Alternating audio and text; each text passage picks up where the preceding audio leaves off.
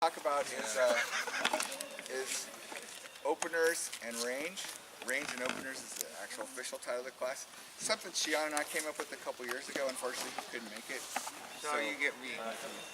Sorry, guys. So range. you get Arthon, who has got way more experience than Shion does, and more range actually. But This is a class for all heights. all heights. We don't discriminate. We don't discriminate. So I do. what I like to do, first of all, thanks for coming to SKBC. I know we put a lot of effort into getting here. We put a lot of effort into getting here to show you guys like what's going on. So definitely be interactive, ask a lot of questions. I like to start all my classes with what your name is, where you're from, and what you hope to learn out of this class. Because I have a ton of material, we try to make sure we cover what you specifically want, and then I kind of can go from there. So we'll start over here. I'm Derek Crownguard. I'm from Northern Illinois, and you told me yesterday that I need to work on my opener game, which is why I'm here. So, what I'm missing? Okay. How do you do this to us? There's already enough people here. What's up, buddy? Go ahead.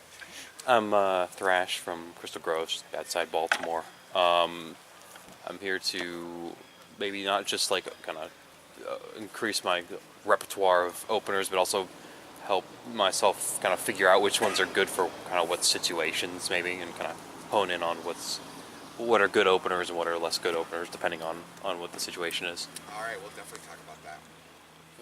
Name's Koga. I'm from Golden Vale Parks, based out of New York, and I kind of just developed like 3 openers. That's working on all the lower level fighters in my park, so it's kind of become like a crutch, and I'm hoping to learn something new. Okay. New openers. All right. Devlin from Cleveland, Ohio. Just openers. I always ask everybody what their opener is. I choke a lot. So, figure it out. All right.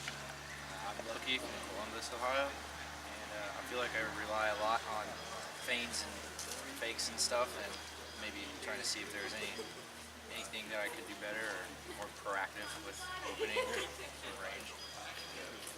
All right. Falkland, I play out of New York, Golden Vale. My openers are weak.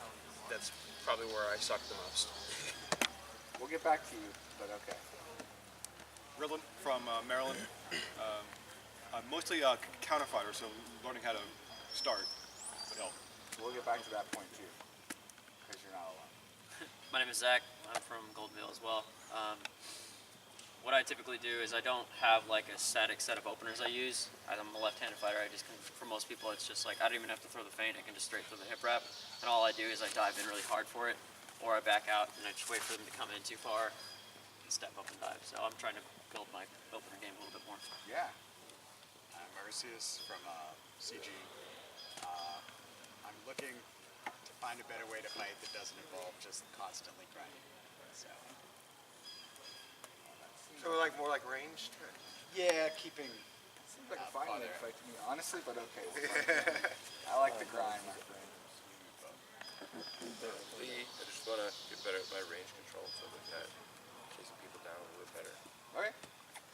I'm Nadia, I'm from Ohio, and I'm a really bad judge of range, and often just don't know how to analyze my opponent to know what to do as an opener, so I just wait for them to hit first and then I dive. So.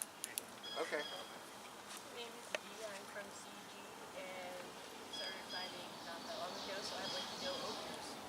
D from CG. So we got 4 people wanting with range and 9 people wanting to work on openers. That's perfect. So here's the thing, because I heard a couple people say this, like I'm pretty much a counter fighter and my openers are terrible, right? Like those are a couple things. How often do you see 2 amp guarders line up, right? Even higher end fighters, and they line up, and they look at each other, and you can tell that both of them are just trying to get the other one to throw something. They're playing math. Yeah, but they're just trying to get the other one to throw anything. Like they don't have an open game. I didn't. I said how often in higher end fighters. I specifically did not say the word instructor. So the thing is that my point is you're not alone in like I'm only a counter fighter and I don't really understand how to open, because I'm telling you there's plenty of people even at the higher end that don't understand how to open. So if you do understand how to open, you're going to derive a significant advantage. But we want to be safe with our openers, and that's the primary thing. I'm kind of a defense-first fighter, have always been that way. So anytime you're going to open, you are obviously by default making a little bit of an opening for someone. So position is very important when you do that, and then what you throw. So the first thing, since we have to know what our range is, that I like to do, and this is a repeat kind of exercise for the people that were in closing and distance. Obviously these things are very married to one another. It's not the same class, but they're married. It's like, find a spot. Just make yourself a line like with your foot. Do you want to just use the edge of the road? Oh, use the edge of the road. That's a very good idea. And then what you're going to do is get in your good stance, not a stupid stance, and then understand, like, if I take a step forward with a lunge, you know, how far can I reasonably get? And you can go back and look at the line that you drew that I can't see anymore. And then you're going to have a good gauge on my closing step and my distance, right? So you'll want like a normal lunge forward, and then you'll want a lead foot switch, right? Forward, that's a shot. You want to understand both of those ranges because openers are going to come from either side of that. So go to the road, take your step. Let's see what we're working with as far as range goes. Do you differentiate between a safe advance or a like kind of reckless one? I mean, we kind of talked about it already, but Yeah, but see, I like to do the more reckless stuff. I want to close a lot of distance really fast. yeah, so show it. Go ahead. Yeah. So I don't I mean, do that. if I'm going to jump on somebody and I'm ready to go, I mean, I'm taking a leap. So if I'm going to like get them, I'm all the way over here, right? And that's not a really safe. Your body's doing all kinds of crazy stuff that opens yourself up, right? If they're waiting for that leap, or if I'm switching a foot, if I'm going here, I'll take the leap as well, right? And I'm closing a shit ton of distance. Understand that when you take your feet off the ground, you're taking a bigger risk. That's all you need to know. It's Oh yeah, not- no. I mean, like I said, there's all kinds of crazy things that can go wrong. It's reckless, right? But it closes a huge amount of distance. So just understand, like, I'm very fond of my feet being like right on the ground. You'll see if you were in any of my other classes. Oh my God, when he runs, he shuffles. It's weird. You'll see, like, you'll see that we talked a lot about dragging your feet, and like I talked about the bottoms of my shoes getting worn out, like right on the toe from this foot drag that we fight inside of a dojo on carpet, or a padding, but it wore out the bottom of my shoes completely through from this foot drag thing, because I don't want to do exactly what he was talking about very often. I do it, but you have to understand it's a risk versus reward kind of thing, right? If I'm going to compromise my structure, take this huge leap, there better be a damn good reason why, and I better have some idea of how I'm getting out of it if I screw up. That's the second part of it, right? Like, I can take this huge, like, lunging step forward, but I just know that I'm going to slip back to this, you know, or they're timid enough that they're just going to back far enough up anyway. Sometimes you have to take like a giant closing step to get to someone if they're insistent on backpedaling. We'll kind of talk about how to get them uninsistent on backpedaling, but you know, there are insistent backpedalers in Amp Guard for sure. So if you were in closing and distance and we talked about teaching the Dirty Harry, we didn't get to it. But if you came to this class and closing a distance, then you'll get to learn the Dirty Harry. It's a very good, safe opener. It's why we're going to start with it. And actually, he wasn't going to be here, and since he is, it's awesome to show. So it's just an opener to, if it's a righty versus righty, to this sword side shoulder. So I'll let him show it. We'll gear up. Yeah. Let him show what's going on. This is actually perfect because it's safe. The secret to this is to actually really know your range. This is just going to be thrown at the edge of your range. You're not going to lunge. You're not going to do any kind of crazy extension. You're just going to reach out and touch them. All right? Switch sides. All right? The thing is, almost all amp guarders, when they fight sword and board, and sometimes even Florentine, you know, this is a really safe stance, right? It's covering my shoulder, right? A lot of amp guards tend to drift it so their sword's like straight up in the air. This is a prime opportunity, right?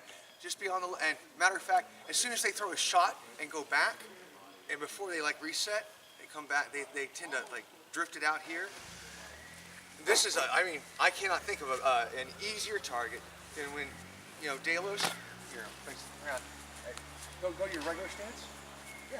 As soon as you drift it out, pop it. I mean, that's it. It seems fucking simple, but there's a number of things you're looking for, right?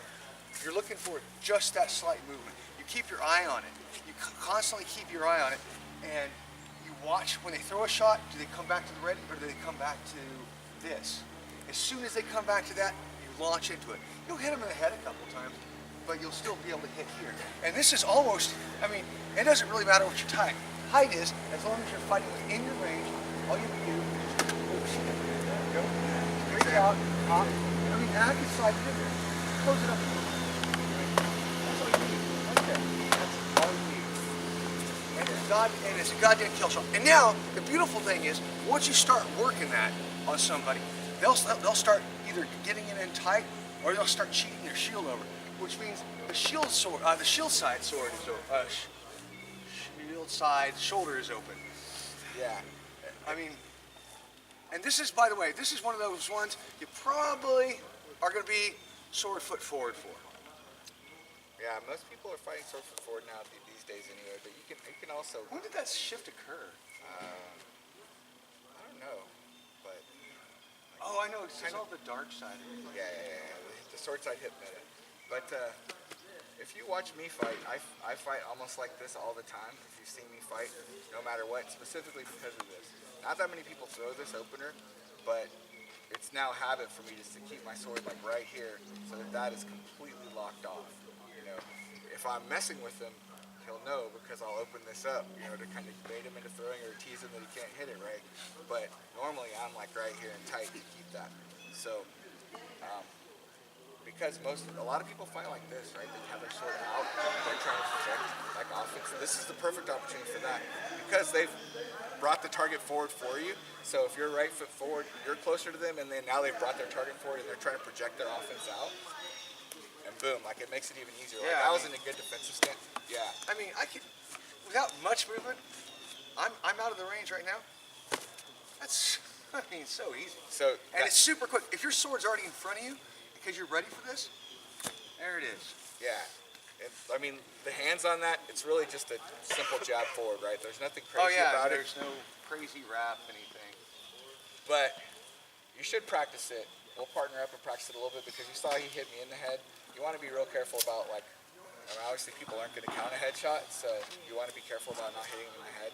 So partner up and, like, just try that opener. Plus, it's the first class in the morning. I want to get Start from a little bit outside of range and just move a little bit in and pop them. And people who are on the defense, leave your sword open a little bit. Don't lock it down, otherwise they will pop in the damn head. Yeah. So this ties right into the exercise we did about understanding your range. Just get just outside of that and then take your one step that's controlled forward and throw. When you hit, you shouldn't be hitting with anything besides the last 2 inches of your sword. All right? If you're hitting with more than that, you're too close. Let's talk a little bit about some movement and some principles now. I wanted to kind of get... Some people are taking 2 steps. Yeah, I'm about to get to a lot of that. That specifically. Now, Arthon is over 6 feet, and he's got a 38. I am 6 foot even, my friend. But I wear boots. So he's got a 38 in his right hand. It's always a 38 these days. So he's got a lot of range, right? The sword that won the West. So some of us are not 6 foot, and some of us have like 32 and a half. See, it's even on that 32, right? But why would you cripple yourself? I don't always use this, but just right now, that's what I have. So you're going to set up a little differently, maybe, where you need to get to that position where he's just to the outside of his max range. But we need to get to that position, and then we need to decide what we're going to do. To me, if I'm going to throw the shot, right, I'm not going to, remember I talked about stance and structure, right? We don't want to compromise our stance, especially to throw this shot, because it's supposed to be just like a nice, safe jab, right? So here, I'm going to have to take a step, right? I can't reach in with this 32, especially to do that. What do you think's important for me to do if I'm just going to step with my left foot? What should happen for me to take a good controlled step to hit him? I would throw as you're going forward, one just to keep him kind of bound up. Okay, so throw as you're going forward. How would I go forward, do you think? You got to move your back foot up. There we go. Okay, sorry. My man. So we slide our back foot. Your back foot is extremely important in this situation, And actually in all situations where you're looking to throw opens, if you're not going to change leads, if you change leads, it's fine. Like I could change leads, like I have that shot, right? Very simple, change leads. Mechanically too, real quick, you generally want your shot to hit like as your foot hits the ground. Well, there's a difference, right? Right? That looks sloppy and bad, terrible right here.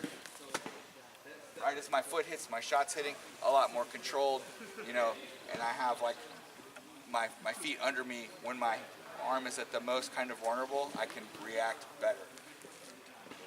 So, the back foot slide, super important.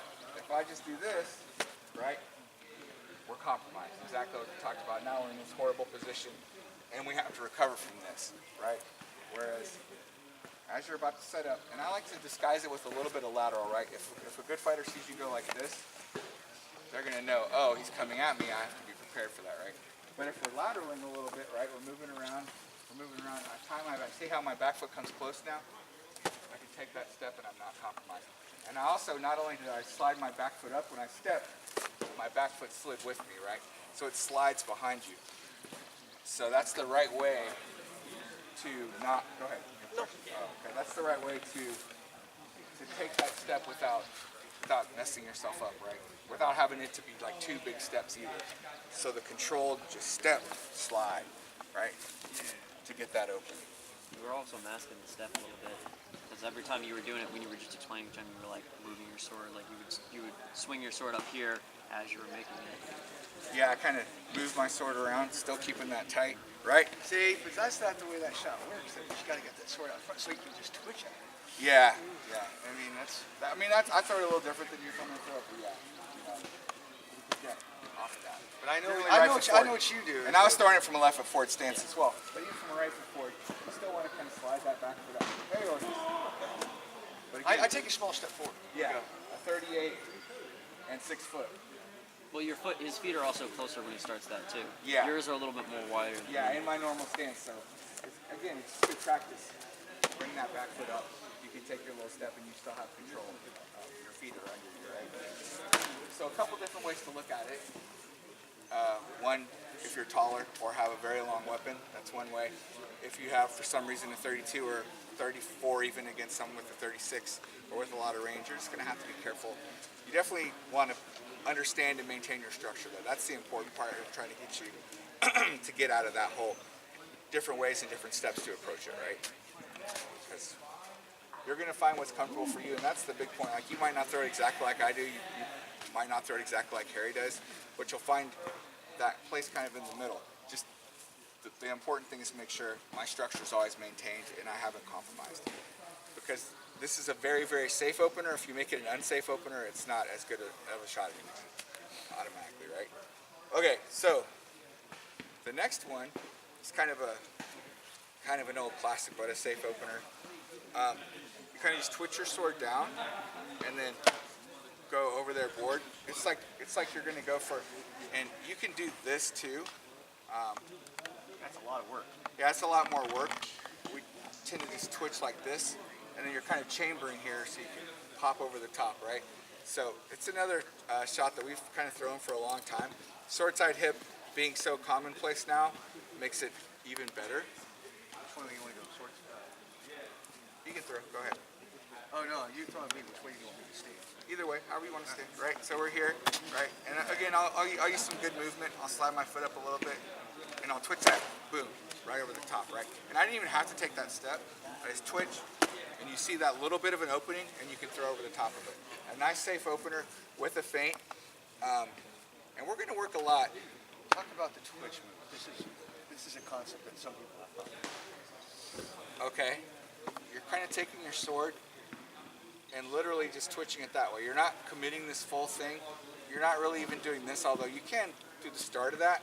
You know, again, kind of do it with some movement, right? Because you want to get in the right spacing for it anyway. So, sorry, a fight starts out here, right? This is where a fight should actually start. I'm completely out of his range. Obviously, we're out of my range. Unless you're Carlos and you can start inside. Yes, well, you said that just because Ben's here. So, you know, we've tapped swords And the polite thing to do is to step back a little bit and give someone a spot. I guess we'll cover this real quick since Harry brought it up. The unpolite thing to do is tap swords and suddenly step in. Now, like you've kind of taken away some of the advantage of someone who wants to fight with range. You're not really fighting a true fight. What you're doing is you're saying we're starting from inside.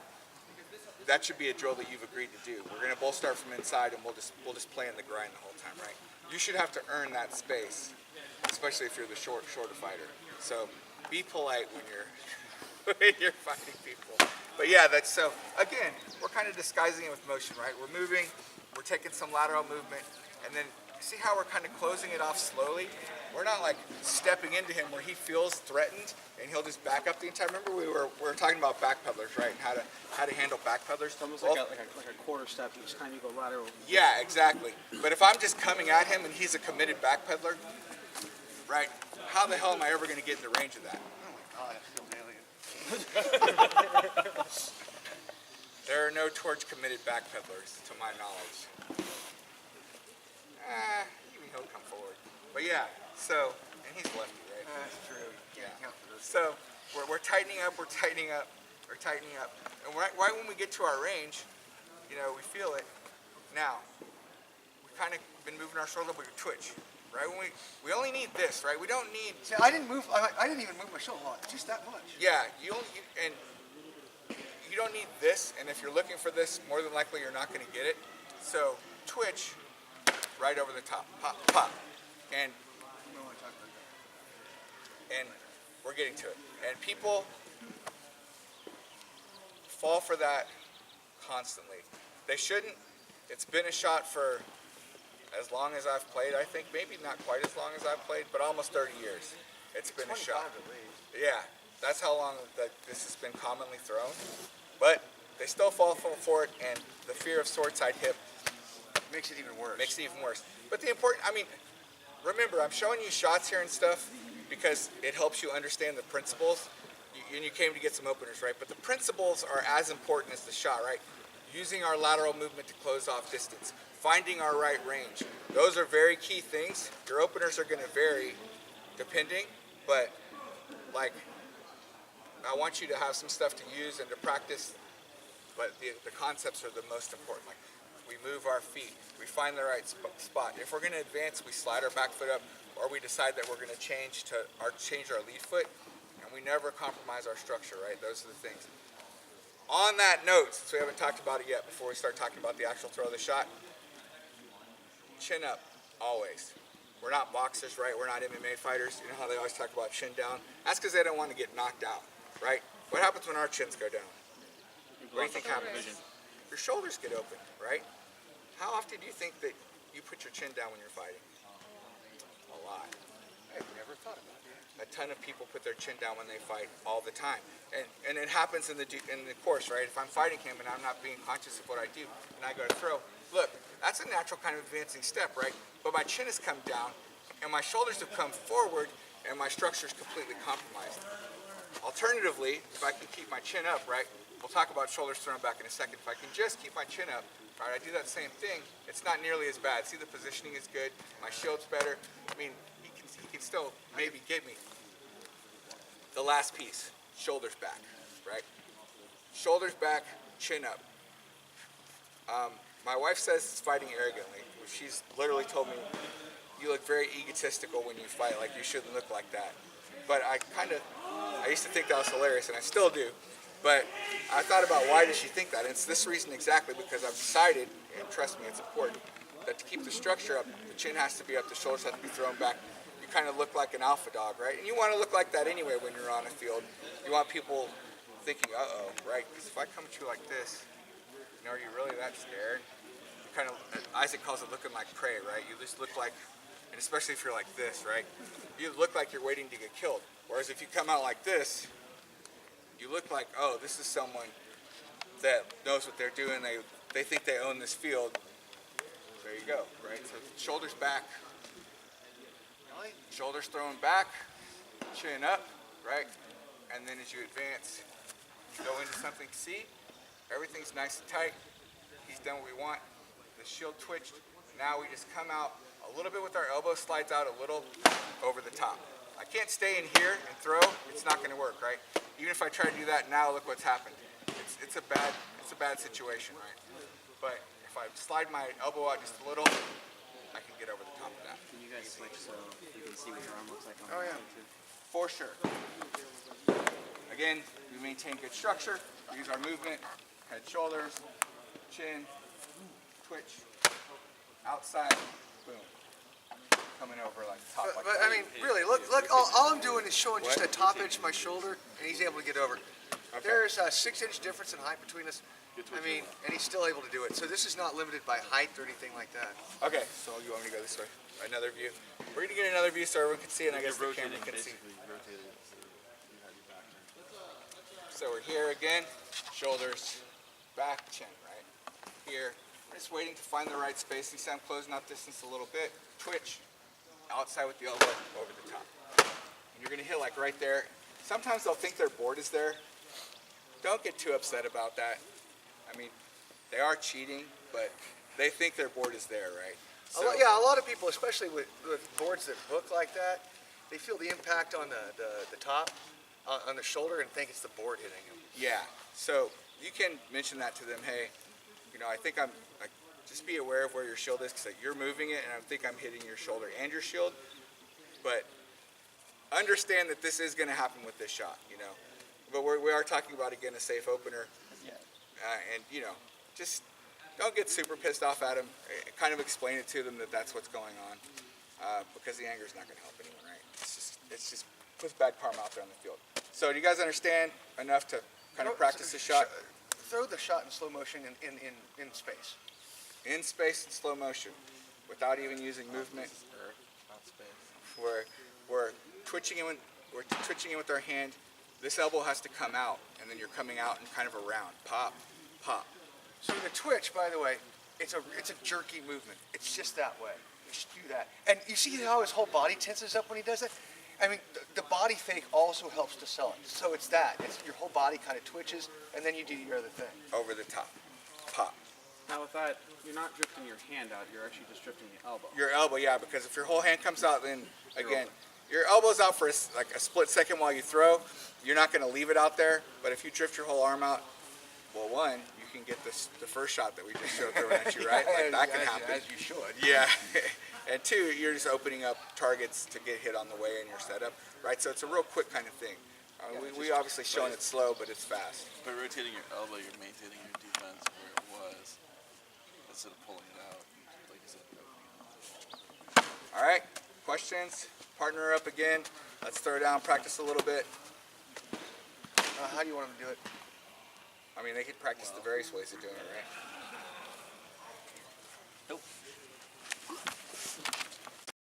How are you? Yeah. This is not something we see. This is not something we see a lot of in Texas, and not this gentleman. We don't see a lot of him in Texas. He's one of a kind. But this shield, right? Because the question was asked, you know, what do you do about a shield like this? And I just admire it. It's awesome. Pretty sweet. Yeah. You hit him in the thread side hip. Well, I smile a lot about a shield like this because they think that shoulder's safe, right? And it is to some extent. Like, he doesn't have to move. He'll probably move a little bit for this motion, right? But he doesn't have to move that much. But you're gonna have to change what you're doing a little bit, right? What we're gonna do, we still get our good setup. You know, maintain our posture. We'll throw our twitch. Now, he doesn't have to do anything. He didn't bite it. We're gonna step outside of his shield now. Come around the outside. Because they think their shoulder's safe, and they don't worry about that much. We hit them anyway, we just step around their board. So we use our movement, boom, our setup, twitch, step, outside. So instead of throwing over where the point would be on the shield, you're throwing. We're gonna have to throw around. We're gonna have to make a slight adjustment. You're finding for the new shield. closest route. Now, the follow-up question was asked, but what if they just take a step backwards, right? And block. Rotate. And we're getting a little off topic, but you know, the shield is not maybe something that people here struggle fighting against. I'm getting that sense. So if that's the case, again, come here, do your twitch, do your step, right now. So it's right, it's bye-bye. Like, okay, you're really selling out on protecting your shoulder. I can just come back to the other side and hit that. Note, I didn't go all crazy with how I'm going to get there, right? I didn't go dark side. I didn't go money. I went with the tight. I went with the tight, boom, into the sword side hip, right? My hand rotates, and I pop inside there, right? It's just a pop, pop, pop, boom. Just a flat backhand. That's it. Nothing crazy. None of this. None of this. Like, you don't need to do any of that. Just boom. That's the motion. Literally, that's the motion. Nothing crazy, right? All right, any other questions about that? I wanted to answer that question since I got asked. And y'all deal with that kind of shit a lot more up here than we do down south. So it's interesting. A couple of the no quarter guys have them. It's interesting. It's interesting as a show for sure. All right. Again, The hip scoop. what's important here, really? Do you think? What do you think is important that we're learning? You know, what's the important parts of this? Seems like you're practicing footwork more than anything. Right. What did I say? What did you ask for? I want to safe openers, right? And again, we're using our footwork to open up from safe ranges and throw safe shots, right? That's the important part. We're not selling out for this big opener because, you know, we sold out. All our chips are in the middle. If it gets blocked or sloughed, we're done. You know, we've sold out, and we're going to end up walking to the back of the line and waiting our turn next time, or go to Nirvana, you know, whatever, and we've lost, essentially. So this is the important part. I'm very big on footwork, if you haven't figured that out yet. So that's the important part of this, right? All right. No more questions on that. Next, let's talk a little bit. Where'd my board go? Oh, over there. Let's talk a little bit about. Did you put my board upside down on the wet table? Eat a bag of dicks. Pull back. Why Bag would you made out do of that to dicks. Yoda? All right, so next, if we want to maintain distance, like we've been kind of, we still want to open, but we want to open from distance. We've kind of talked about us initiating, but taking steps forward. Even committed backpedalers can be dissuaded of the notion that they want to backpedal, right? How do you think that happens? How do we talk someone into that backs up a lot into coming forward? Do you think? Take a step back. Take a step back. Yes, but right. If I tap with him and I just go like this, then we literally just look at each other and then we kind of step back in and he gets back to backpedaling again, right? Because he wants to be in whatever range he wants to be in. So you have to kind of bait them into wanting to come forward, right? And so how you do that is again, we're kind of using our lateral movement. He's kind of backing up. We're tightening up a little bit. You might juke in like that, and then now I'll slide backwards as we're getting into a closer range, right? Or I'll throw something at him, and then I'll slide backwards. And eventually they'll start coming forward. As I move backwards, it invites them to come forward. Even very committed backpedalers can be, it's foreign to him because he doesn't backpedal that much. So even very committed backpedalers can be invited to come forward by just inside of range, then starting to back up, right? If you just like start backing up, they'll look at you and they might come forward a touch, but not to where you want them to come forward to, right? You want them to come forward to a spot where you can throw a good safe open. So, you know, if every time you come forward and just get to the tip of your range, they back up a little bit. Come forward and just get to the tip of your range. Come forward and just get to the tip of your range, and then you back up. Like before they get a chance to really back up. Just kind of slide and back up, slide and back up. See if you can get them to come forward a little bit. Some people will never ever come forward, and that's okay too. Then we have to kind of big steps. Yeah, we might have to take a little bit of a bigger step, but we're going to throw a rocker at them, right? What we're going to do is catch them on their back foot. Heavy, right? If they're backpedaling, especially if they're doing it like this, heavy, heavy, heavy. See what I'm talking about? No, explain it hard. What do you mean when you say heavy? Yeah, we're getting to it. I'm seeing if someone sees it first, right? You're putting your weight in the back foot. Right, the weight gets on the back foot. This is very typical thing for MMA fighters, boxers, martial artists to look for is when someone's weight is compromising on their back foot. Remember I talked about how we're sliding all the time?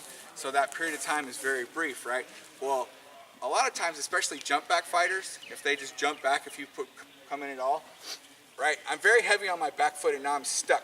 My cleat's even dug in a little bit right now, right? That's when you want to get your open because they can't, right?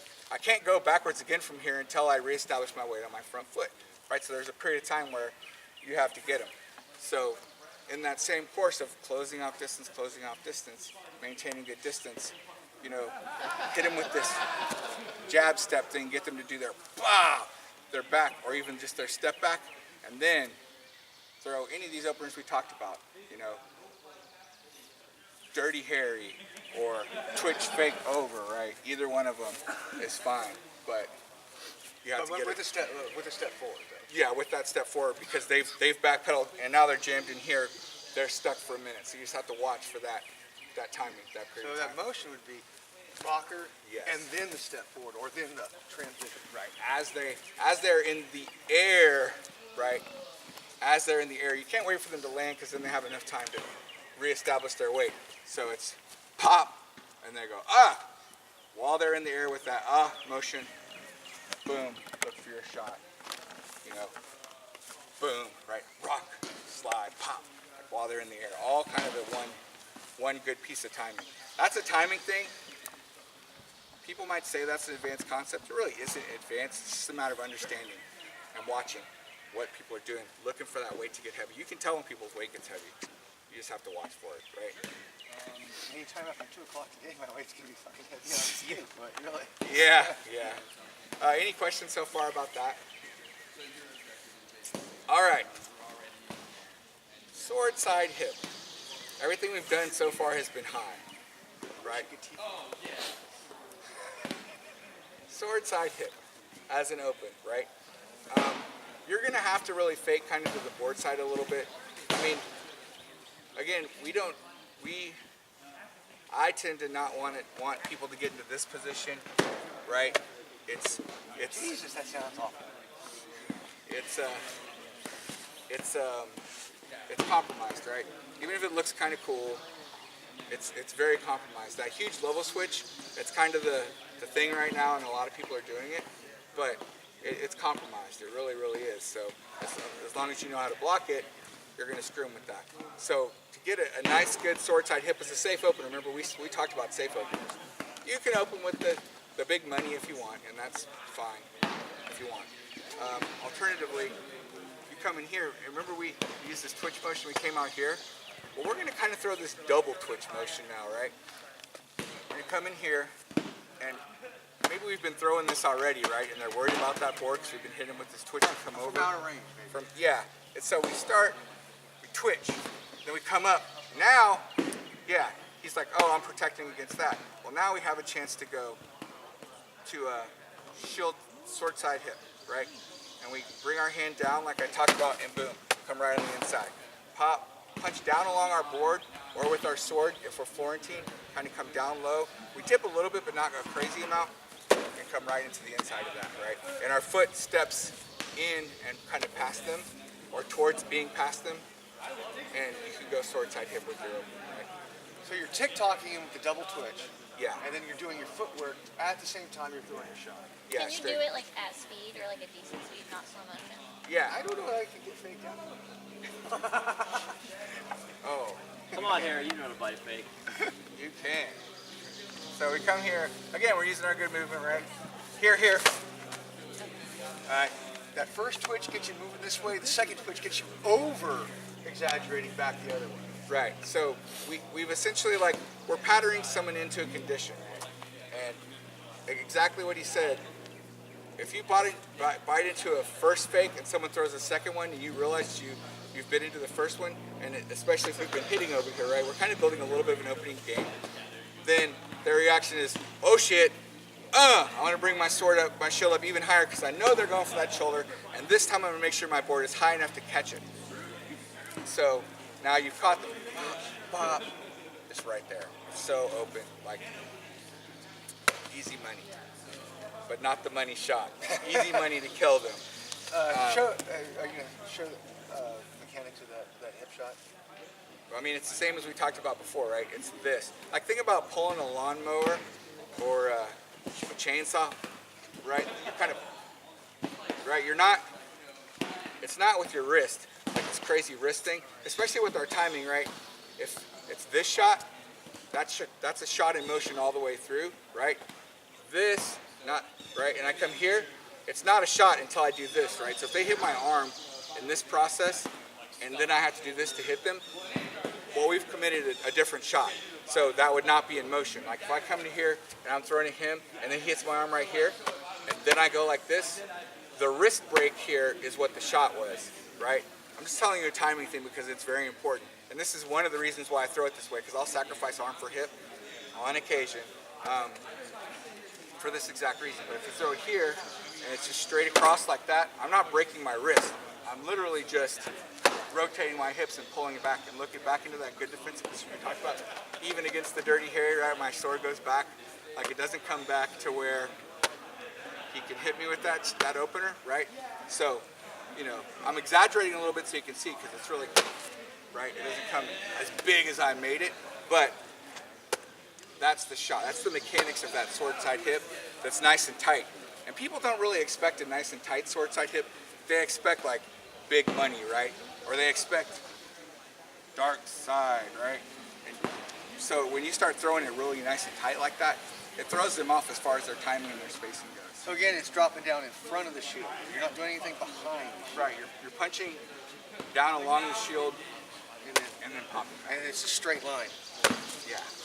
Right, and your feet might curve up. See how my feet slide? Well, it comes back up when you're done.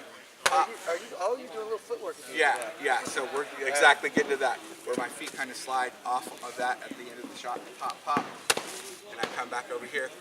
Right foot leads left foot slides in this situation. If your left foot lead, if your right foot lead, you're here.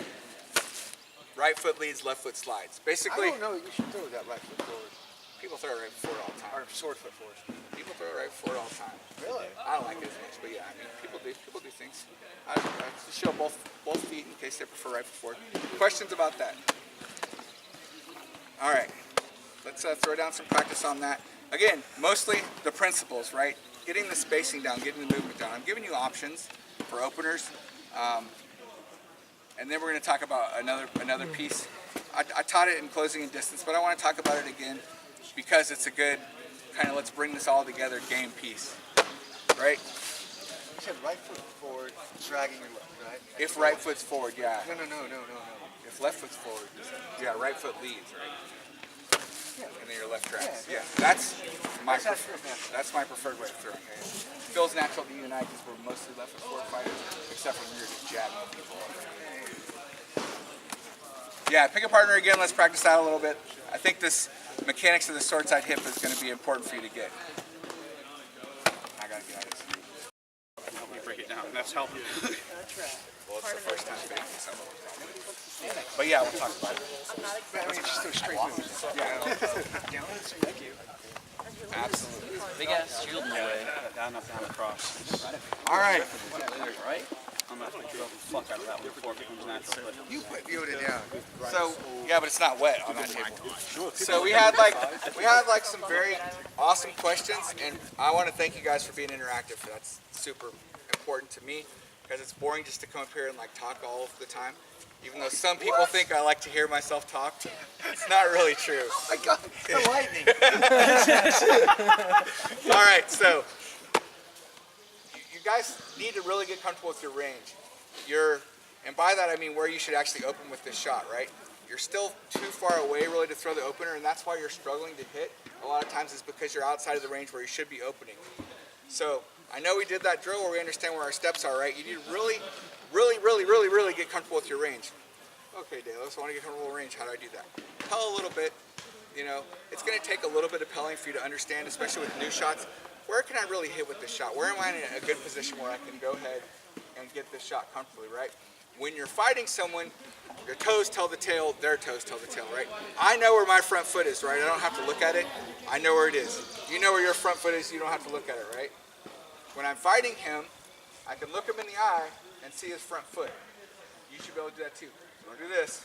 Oh, there's his front foot in relation to my front foot. Like, Okay, now I know the range. No. In the midst of it, you get that feel. And when you see that toe in relation to your toe, which you know where that is, right? Then you know you're in range. Right here, and with the 32, this is not a good spot for me to open. See, I have to understand that with the 36, I'm probably okay actually. But with the 32, okay now. See his toe where my toe is? If he didn't change the situation, or even if he's moving with me a little bit, go ahead, move a little bit, right? Even if he's backing up a little bit, I'm going to close the distance a little bit more than he's willing to back up. And then, oh, now I'm good, right? And actually, I'm even a little closer than I need to be. I can be right here. So, but how much of a difference was that? Not much, right? But you need to understand that. Like, that 3 inches is everything about this. When you're talking about how can I throw safe openers, 3 inches makes all the difference. Really, really, really does. Okay? The fake on this shot. We don't need to overdo the fake. We don't need to overemphasize it. It's a twitch fake, right? We don't need to throw like crazy, you know, you don't really need to use this on newer people per se, because They stare at you. yeah, they're not going to react. And you know, maybe you're doing these big overemphasis for newer people. This is a fighter who knows what they're doing, right? Twitch, twitch, and then we can come down along our board and use a circular motion back out, pop, back out to full guard, twitch, twitch, and then we take our step, right? Full guard, right? Cool. Now, these guys had an interesting observation and a question about, well, I really felt more comfortable moving left, and the 5 minutes, okay, cool. Probably less. The whole point of this range and openers is we wanted to throw safe openers, right? We want to use proper footwork. Well, even if they block the shot, what are you hoping to gain? An advantageous position, right? An opener's just that. It might not be the final killing blow, and that's fine. It's just an open to the fight. But if I come here, twitch, twitch, he blocks, and I open, and I'm here, what have I really gained? I've closed some distance, but he and I are still in a pretty neutral position, right? No one really has a clear advantage in this spot, right? Given, just say skill level's the same and all that, we both know how to fight inside, whatever, no one's gained a good advantage, right? But if I come here, twitch, twitch, he blocks, and I come over here, now who has an advantage, right? I'm already moving here, he's behind me, I have a good opportunity to come here, my board is hard in between his board, I can see his ass is mine at this point if I wanted to hit him with an ass wrap, right? Like, I've done something that gains me an advantage. So, that's the point to all these openers. You're gonna get an advantage out of your movement, out of your open. Might not get the kill right away, might. If you do, golden, you know, smile at someone and say have a nice day, go on about your business. But if you don't, you've gained a positional advantage with your movement. So I know you guys are sword and board, but it's not fair up over here. This isn't necessarily just a sword and board shot. You can do the exact same thing, Florentine. Keep your defense and use this as your shield. So, can you come in and do the exact same thing? This isn't something that you guys are required to do just with the sword and board. You can do it with anything.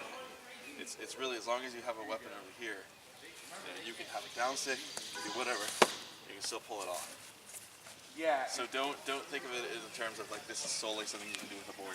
It's absolutely not. We talked to the Florentiners a little bit about it, and you know, the obvious question is why don't I just kill with my left hand? Well, everyone expects that. They expect for you to kill with that left hand, especially a boardman, so they're very cognizant of it. Whereas if you use your right hand and break the rules and cross, they don't expect that, right? Also, if I throw the same shot in the same location with my left, my defense is over here, completely totally exposed on my left side. So I throw here and I miss, and he gets me. I can do the same thing though. My defense is still right here. Cool. Yeah. We're out of time, so any questions before we break? Thanks, Dalos. Yeah, I think we gave you what you wanted, safe openers, like with the proper movement. You're going to have to pel. Oh, I did have one question about that. Go ahead. When you say pelling, you mean that like you should be taking that initial step too from time to time, right? Yeah, sorry, when I mean pelling, I mean every piece of the shot. Like if you're going to pel that double fake, Down, up, down, cross. everything. Like even move a little bit first, you know? Move yourself into your position against your pel. Throw. All right, I'm back to, my shot is complete. I'm back to full defense. Reset. Back to the pel.